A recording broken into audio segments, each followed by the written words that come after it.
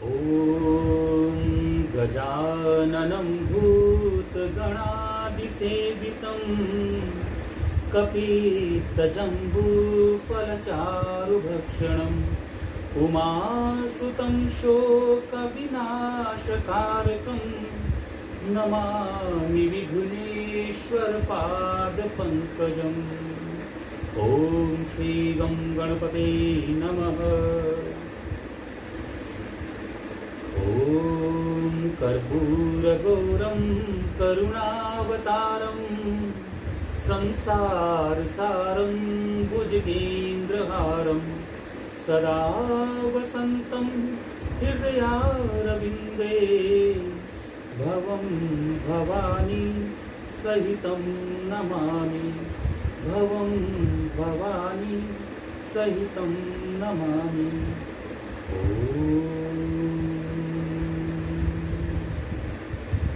अथ श्री शिवपुराणं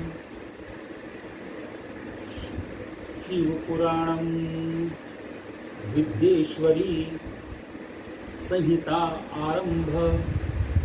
मित्रों, अभी तक आपने जो शिव पुराण जो हमने आरंभ किया है उसमें आपने 7 अध्यायों का सेवन किया और जो 7 आरंभ के अध्याय हैं उसका सेवन किया।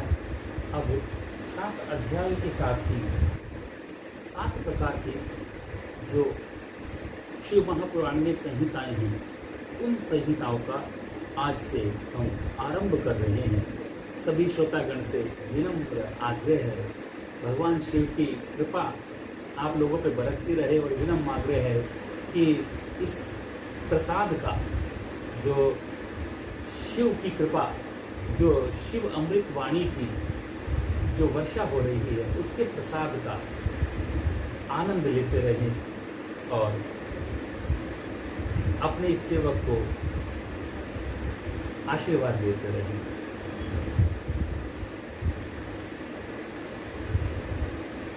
प्रभु ऐसे कृपावान हैं, भगवान शिव ऐसे दयावान हैं कि वह सभी पे कृपावान रहते हैं और उनकी कृपा, अनुपम कृपा हम सब पर बनी रहे।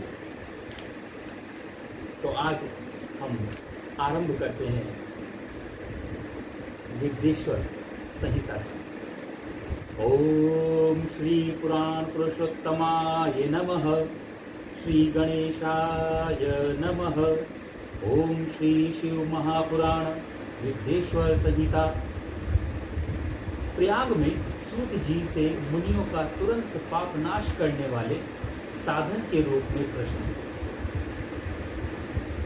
आद्यांतम मंगलम जात समान भावम भावम आयम तमीशं जरा मर्मात्मदेवं पंचाननं प्रबल्लपंच विनोदशीलं संभावये मनसि शंकरं केशम।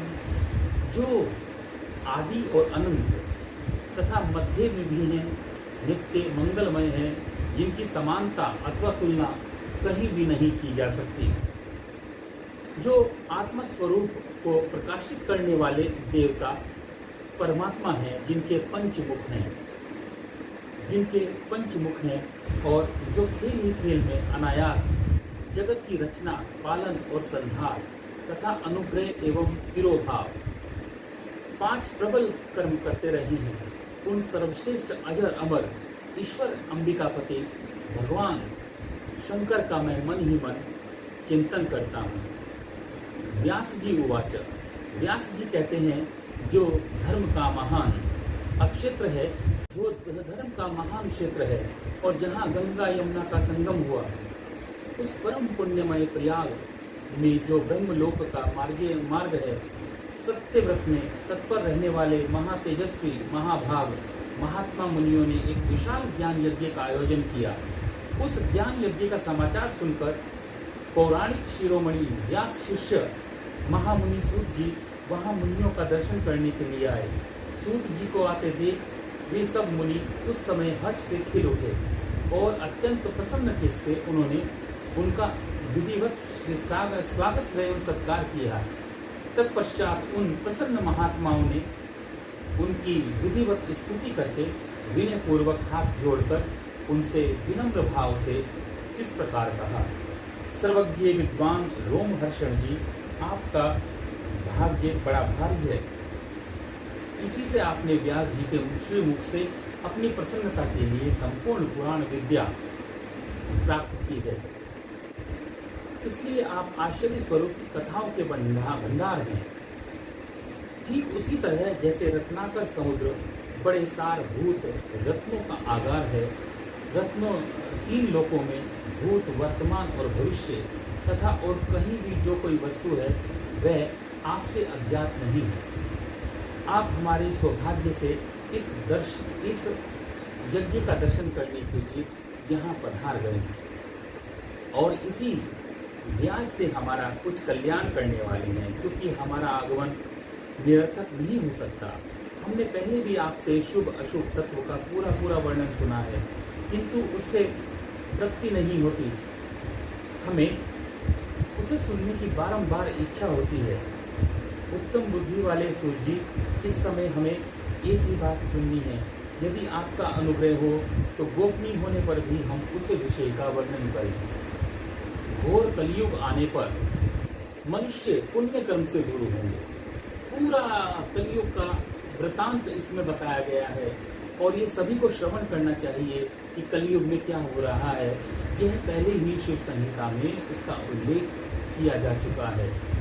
कहते हैं घोर कलयुग आने पर मनुष्य पुण्य कर्म से दूर होंगे, दुराचार में फंस जाएंगे, सबके सब नित्य भाषण से मुंह फेर लेंगे, दूसरों की निंदा में तत्पर होंगे, पराये धन को हड़पने की इच्छा करेंगे, उनका मन पराई स्त्रियों में आसक्त होगा तथा वे दूसरे प्राणियों की हिंसा किया करेंगे, अपने शरीर को आत्मा समझेंगे, मूढ़, नास्तिक और पशु बुद्धि रखने वाले माता पिता से द्वेष रखेंगे, ब्राह्मण लोभी ग्राहक के ग्रास बन जाएंगे, वेद बेचकर जीविका चलाएंगे, धन का उपार्जन करने के लिए ही विद्या का अभ्यास करेंगे और मद से मोहित रहेंगे, अपने जाति के कर्म छोड़ देंगे, प्रायः दूसरों को ठगेंगे, तीनों काल की संध्योपासना से दूर रहेंगे और ब्रह्म ज्ञान से शून्य रहेंगे। समस्त क्षत्रिय भी स्वधर्म का त्याग करने वाले होंगे, कुसंगी, पापी और व्याभिचारी होंगे। उनमें शौर्य का अभाव होगा, वे कुत्सित चौर्य कर्म से जीविका चलाएंगे। कुत्सित चौर्य मतलब कि कुत्सित रहकर अपने कर्म से जीविका चलाना। शूद्रों का सा बर्ताव करेंगे और उनका चित्त काम का किंकर बना रहेगा। इस प्रकार से वैश्य संस्कार से भ्रष्ट होने लगेंगे, स्वधर्म त्याग देंगे, कुमार्गी, धनोपार्जन परायण तथा नाप तोल में अपनी कुत्सित वृत्ति का परिचय देने वाले होंगे। इसी तरह शूद्र जो है वो ब्राह्मणों के आचार में तत्पर होंगे, उनकी आकृति उज्ज्वल होगी, अर्थात वे अपना कर्म धर्म छोड़कर उज्ज्वल वेशभूषा से विभूषित हो व्यर्थ घूमेंगे। वे स्वभावतः ही अपने धर्म का त्याग करने वाले होंगे, उनके विचार धर्म के प्रतिकूल होंगे, वे कुटिल और द्विजनंदक होंगे। यदि धनी हुए तो कुकर्म में लग जाएंगे, विद्वान हुए तो वे वाद विवाद करने वाले होंगे, अपने कुलीन मानकर चारों वर्णों के साथ वैवाहिक संबंध स्थापित करेंगे, समस्त वर्णों को अपने संपर्क से भ्रष्ट करेंगे। वे लोग अपनी अधिकार सीमा से बाहर जाकर द्विजोचित सत्कर्मों का अनुष्ठान करने वाले होंगे और पति का अपमान करने वाले होंगे। सास ससुर से द्रोह करेगी, किसी से भय नहीं मानेगी, मलिन भोजन करेगी, कुत्सित हाव भाव में तत्पर रहेगी, उनका शील स्वभाव बुरा होगा और अपने पति की सेवा से वह सदा ही विमुख रहेंगी। सूत जी वाचा सूत जी, इस तरह जिनकी बुद्धि नष्ट हो गई है, जिन्होंने अपने धर्म का त्याग कर दिया है, ऐसे लोगों का इहलोक और परलोक में उत्तम गति कैसे प्राप्त होगी? उत्तम गति पाने के लिए, क्योंकि उत्तम गति शरीर माध्यम खलु धर्म साधनम, शरीर एक माध्यम है साधना का, और यही साधन, यही हमारा साधन जो है शरीर, यही वैतरणी पार लगाता है। शरीर, इसी शरीर से हम साधना करते हैं, और वह साधना हम कैसे करें, वो साधना क्यों करें, वो साधना का सारा उल्लेख इसमें शिव पुराण में मिलता है। भगवान शिव ने इसका उल्लेख किया है।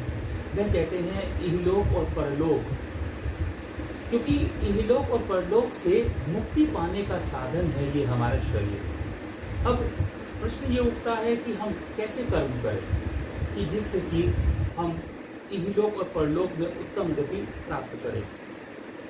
तो वो कहते हैं इसी चिंता से हमारा मन सदा व्याकुल रहता है।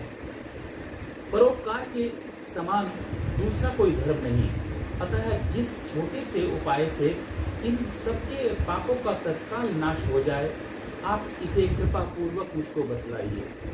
उनके मन में और चिंता जाग उठी, चिंतित हो गए कि अब कैसे हमारे जो धर्म है, हम धर्म का पालन करें और शरीर के माध्यम से हम किस प्रकार से ऐसे कर्म करें कि जो वैतरणी को पार हो जाए। तो व्यास जी उवाच, व्यास जी कहते हैं, उन भवितात्मा मुनियों की यह बात सुनकर सूत जी मन ही मन भगवान शंकर का स्मरण करके उनसे बोले, ओम।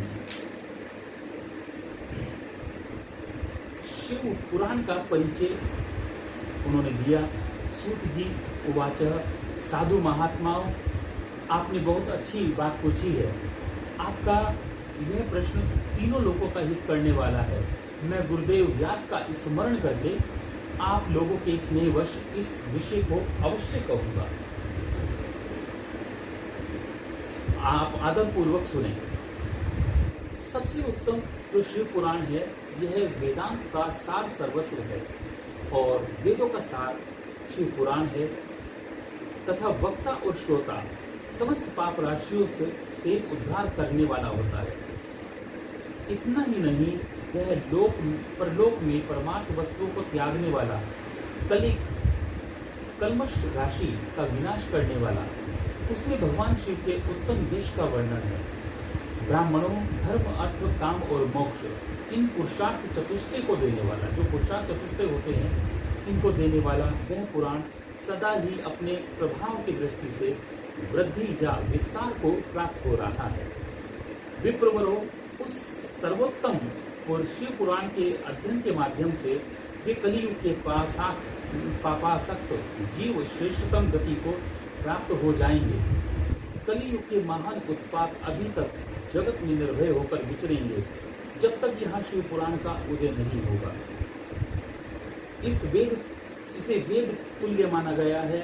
इस वेद कल्प पुराण का सबसे पहले भगवान शिव ने ही प्रणयन किया था। विद्येश्वर संहिता, रुद्र संहिता, विनायक संहिता, कैलाश संहिता, उमा संहिता, मातृ संहिता, एकादश रुद्र संहिता, कोटि रुद्र संहिता और वायवयी संहिता तथा धर्म संहिता, इस प्रकार के जो पुराण हैं 12 प्रकार के इसमें भेद बताए गए थे।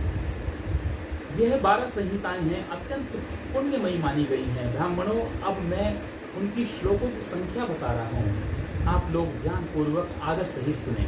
विद्येश्वर संहिता में 10,000 श्लोक हैं। रुद्र संहिता, विनायक संहिता, उमा संहिता, मातृ संहिता, इनमें प्रत्येक में 8,000 श्लोक हैं।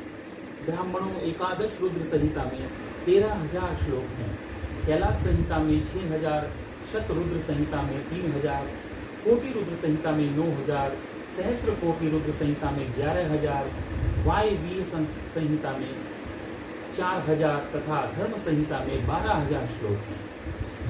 तथा इस प्रकार मूल शिव पुराण जो है, उनके श्लोकों की संख्या लगभग 1 लाख है, परंतु व्यास जी ने उसे 24,000 श्लोकों में बांधा है, 24,000 श्लोकों में संक्षिप्त कर दिया है। पुराणों की क्रम संख्या के विचार से इस शिव पुराण का चौथा स्थान है। इसमें 7 संहिताएं हैं। पूर्व काल में भगवान शिव ने श्लोक संख्या की दृष्टि से 100 करोड़ श्लोकों का एक ही पुराण ग्रंथित किया है। सृष्टि के आदि में निर्मित हुआ वह पुराण साहित्य अत्यंत विस्तृत था। फिर द्वापर आदि युगों में द्वैपायन, व्यास आदि महर्षियों ने जब पुराण का 18 भागों में विभाजन किया, उस समय संपूर्ण पुराणों का संक्षिप्त स्वरूप केवल 4 लाख श्लोकों का रह गया। उस समय उन्होंने शिव पुराण का 24,000 श्लोकों में प्रतिपादन किया। यही इसके श्लोकों की संख्या है। यह वेद तुल्य पुराण 7 संहिताओं में बटा हुआ है। इसकी पहली संहिता का नाम विद्येश्वर संहिता है, दूसरी रुद्र संहिता समझनी चाहिए, तीसरी नाम शतरुद्र, चौथी कोटि रुद्र, पांचवा उमा संहिता, छठी कैलाश संहिता और 7वीं वायवीय संहिता। इस प्रकार ये 7 संहिताएं मानी गई हैं। इन 7 संहिताओं से युक्त दिव्य शिव पुराण वेद के तुल्य प्रामाणिक तथा सबसे उत्कृष्ट गति प्रदान करने वाला है।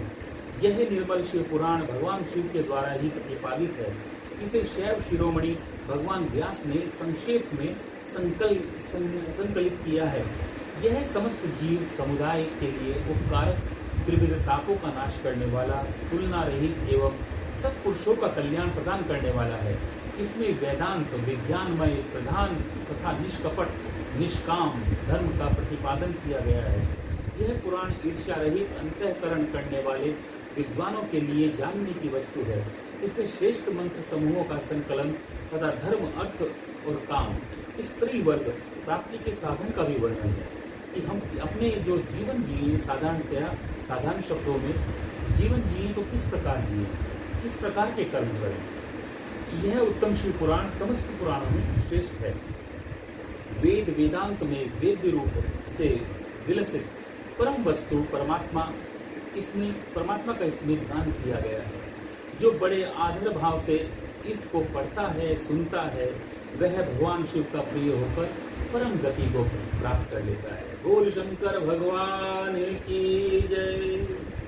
ओम महादेव शिव शंकर शंभो उमाकांत हर त्रिपुरारे मृत्युंजय वृषभ ध्वज शूलिन गंगाधर मृड मदनारे हर शिव शंकर गौरीशम वंदे गंगाधरमीशम रुद्रम पशुपति निशानम कलये काशीपुरीनाथम। जय शंभो शिव गौरी शंकर जय शंभो शिव गौरी शंकर जय शंभो शिव गौरी शंकर जय शंभो। बोल शंकर भगवान की जय। बोल भक्त वत्सला मां पार्वती की जय। अगले हम तृतीय अध्याय कल आरंभ करेंगे और तृतीय अध्याय में क्या क्या होगा वो मैं आपको बता देता हूँ। साध्य साधन आदि का विचार तथा श्रवण कीर्तन और मनन। श्रवण कीर्तन और मनन का क्या महत्व है, इन 3 साधनों की श्रेष्ठता का प्रतिपादन। हमारे जो भक्ति है, भक्ति भाव जो है, वो भक्ति हमारी नवधा भक्ति है। नवधा भक्ति में 9 प्रकार की भक्तियां हैं। श्रवण, मनन और कीर्तन जो उसमें मुख्य महत्व रखती हैं। तो कल हम चर्चा करेंगे, कल हम शिव पुराण का सेवन करेंगे और उसके साथ साथ जानेंगे कि भक्ति जो नवधा भक्ति है, नवधा भक्ति में श्रवण, मनन, कीर्तन, निधिध्यासन, इनका क्या महत्व है। आज के लिए इतना ही। मनीष आचार्य को दीजिए इजाजत। ओम स्वस्ति। ओम नमः शिवाय। ओम नमः शिवाय। ओम नमः शिवाय। नाना जी